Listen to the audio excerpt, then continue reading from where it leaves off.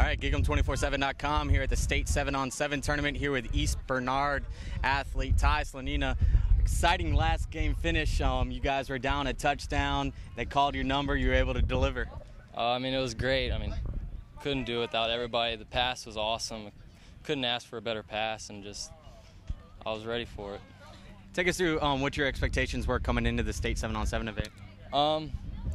Probably to make the big tournament, the final tournament, but just play with everybody. I know a lot of people said we couldn't do it compared to all the athletes from everybody else, but we're gonna fight.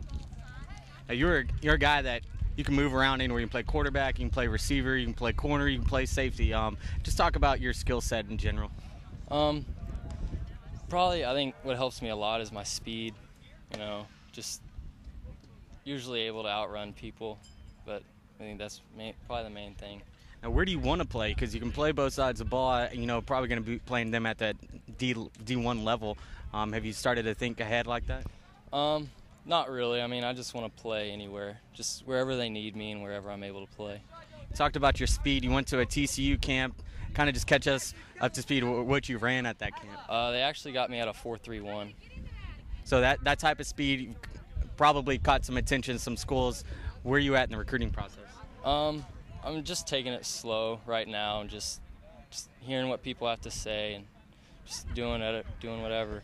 What schools are you hearing from? Texas Tech, TCU, Rice, Houston, A&M, and Georgia Tech.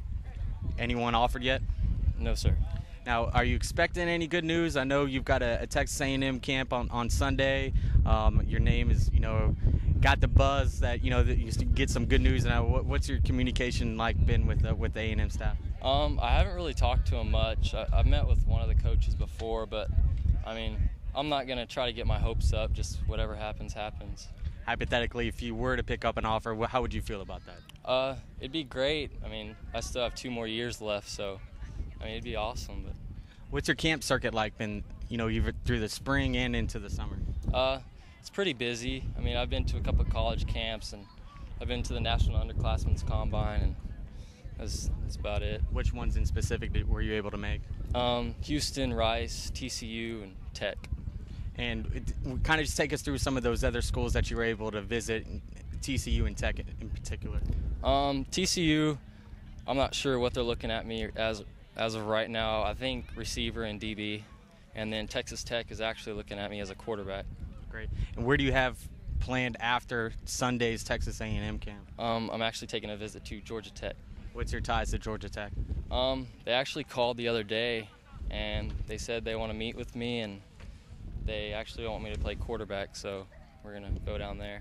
Now, your coach happened to be your dad out here today. How'd that relationship work out for you? It's good sometimes and bad sometimes, but that's just how it is. What's he telling you about the recruiting process and how to handle it? Just don't get antsy.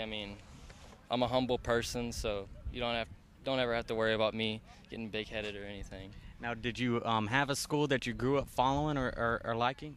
Not really, just everybody. Have you started to break down some of the factors that you're looking for when choosing a school? Great education has to be there, and coaching staffs. I gotta like the coaching staffs, and that's about it. Okay, great. Well, I appreciate the time. Stick to gig'em247.com for all your latest Texas A&M news.